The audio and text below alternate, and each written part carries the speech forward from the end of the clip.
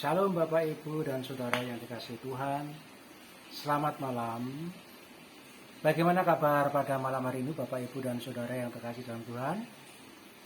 Ya, saya percaya Bapak Ibu dalam keadaan baik, sejahtera, sehat, tidak kurang suatu apapun. Baik Bapak Ibu yang dikasihi Tuhan, pada malam hari ini saya akan menyampaikan khotbah saya yang saya ambil dari kitab Yohanes pasal 15 ayat 1 sampai dengan 8. Yang saya beri judul atau tema amanat Tuhan bertumbuh berbuah-buah. Bapak Ibu yang dikasihi Tuhan, amanat adalah sebuah pesan kepada orang yang dikasihinya. Bisa pesan, bisa perintah kepada orang yang sangat dikasihinya, yang sangat dekat. Amanat Tuhan kepada kita semua bertumbuh dan berbuahlah. Mengapa kita harus bertumbuh dan berbuah? Bapak, Ibu, dan Saudara yang dikasihi Tuhan, bagaimana kita bisa bertumbuh dan berbuah? Bapak, Ibu, kita harus selalu dekat dengan Kristus. Kita harus mau selalu berada bersama Kristus. Kalau bagaikan ranting, kita harus selalu menempel pada pokoknya. Ranting yang tidak menempel pada pokoknya pasti akan mati dan layu. Demikian kita juga sebagai anak Tuhan, untuk bisa bertumbuh dan berbuah bagaikan ranting yang harus menempel pada pokok pohon itu, yaitu Kristus Yesus sendiri. Kenapa kita harus menempel kepada Kristus? Harus melekat, jangan sampai lepas. Ranting yang menempel pada pokoknya akan menerima nutrisi atau sari makanan dari pokoknya itu, dari akar yang paling dalam, mengalirkan air kehidupan kepada ranting itu. Jadi untuk kita bisa bertumbuh dan berbuah, kita harus menempel kepada Kristus. Jangan sampai sekalipun, sedetik pun lepas daripada Kristus. Saudara-saudara yang dikasihi Tuhan, untuk bisa bertumbuh dan berbuah, kita tidak bisa secara instan. Untuk bisa bertumbuh dan berbuah di dalam Kristus, tidak bisa dengan cara instan, tetapi harus mau diproses oleh Tuhan. Diproses sedemikian rupa agar supaya kita bisa bertumbuh dan berbuah. Di dalam Yohanes pasal 15 ayat 1 sampai 8 dikatakan, diceritakan bahwa tanaman anggur itu bisa berbuah dengan baik. Tidak ditanam langsung berbuah, tetapi melalui proses yang panjang. Dipotong daunnya, dibersihkan daunnya, dipotong apabila daunnya kering, ada penyakitnya, dipotong. Dan itu memakan waktu yang tidak pendek. Tanaman anggur di Palestina itu diproses sedemikian rupa sampai sekitar 3 tahun baru bisa menghasilkan buah. Bisa bertumbuh dan menghasilkan buah yang baik.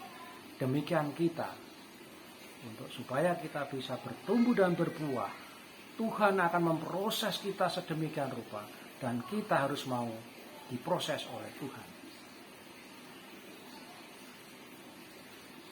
Kalau seandainya ranting-ranting anggur yang dipotong, diproses itu bisa bicara, dia akan mengaduh, akan mengeluh. Demikian kita juga ketika kita menerima proses sedemikian rupa dari Tuhan, dengan pencobaan, dengan ujian, entah itu sakit, penyakit, atau masalah yang mendera kita, tetapi kita tetap mampu mengatasinya apabila kita melekat pada Tuhan. Tuhan akan memproses kehidupan kita agar supaya kita bisa bertumbuh dan berbuah. Tetapi syaratnya harus tetap menempel pada Kristus. Jangan sekali-kali tinggalkan Kristus. Bapak Ibu yang dikasihi Tuhan, agar supaya kita bisa bertumbuh dan berbuah dengan baik, kita harus bisa dan mau tinggal di dalam Yesus. Tinggal di dalam Yesus. Sudahkah kita merasa tinggal di dalam Kristus?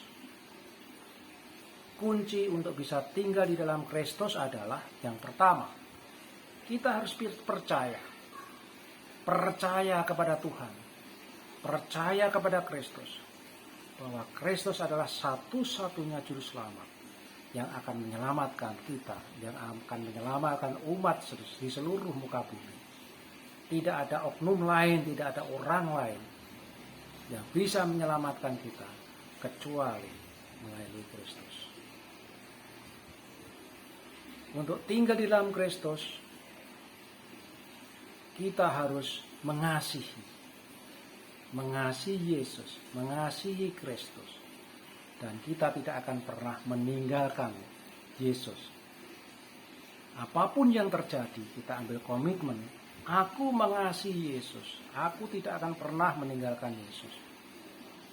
Walaupun ancaman apapun, seandainya kita punya jabatan, tidak dinaikkan karena Kristus, kita tidak akan meninggalkan Kristus supaya naik jabatan kita. Apapun yang terjadi, kasihilah Tuhan, mengasihi Kristus, jangan tinggalkan Kristus. Dan juga untuk bisa tinggal bersama Kristus, kita harus melakukan apa? Melakukan kehendaknya, melakukan firman Tuhan. Apapun yang kita bisa, harus mencerminkan kehendak Tuhan. Bapak Ibu yang dikasihi Tuhan, tinggal di dalam Kristus. Kalau kita melihat di ayat 7, kalau kita mau tinggal di dalam Kristus, kita akan bisa berbuah dan bertumbuh dengan baik. Tinggal di dalam Kristus bukan berarti tinggal secara pasif, tidak melakukan apa-apa. Tinggal di dalam Kristus adalah melakukan kehendak Tuhan. Aktif melakukan kehendak Tuhan. Karena tinggal di dalam Kristus, di ayat 7 dikatakan ada jaminan bagi kita untuk bisa bertumbuh dan berbuah. Bahkan dikatakan, kalau mau tinggal di dalam Kristus, kita bisa menerima apapun yang kita minta. Doa-doa kita akan dijawab.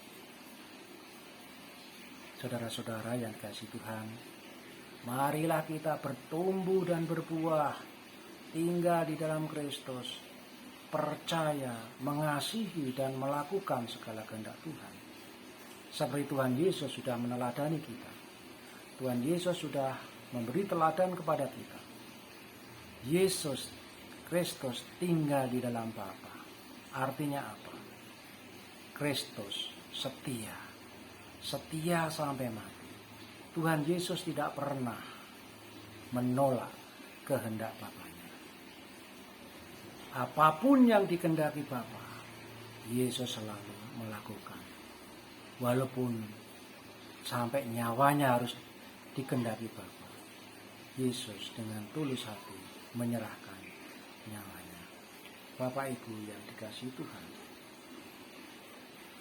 tinggal di dalam Kristus, bersama Kristus, menerima kebenaran Kristus, jaminan kita untuk bisa bertumbuh dan berbuah.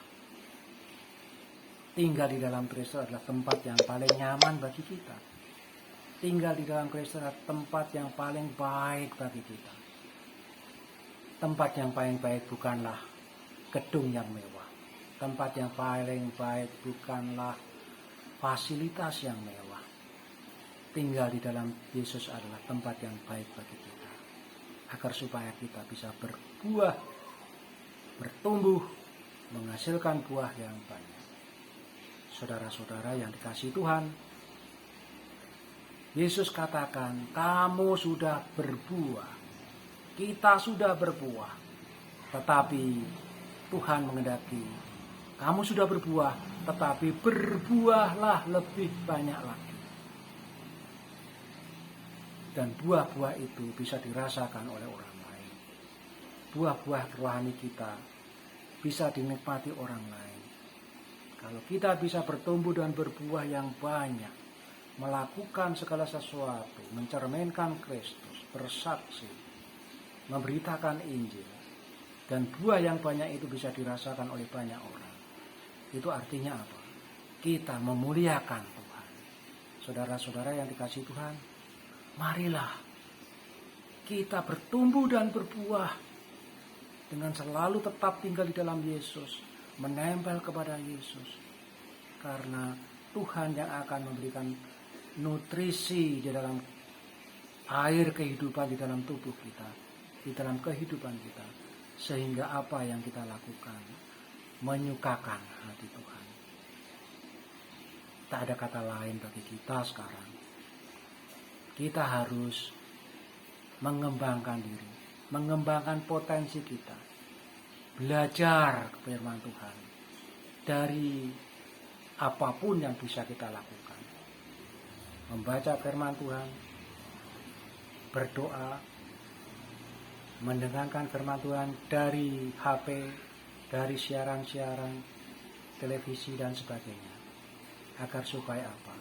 Kita semakin kuat di dalam firman Tuhan, semakin kuat dalam iman kita, dan akhirnya kita bertumbuh dan berbuah banyak untuk memuliakan nama Tuhan.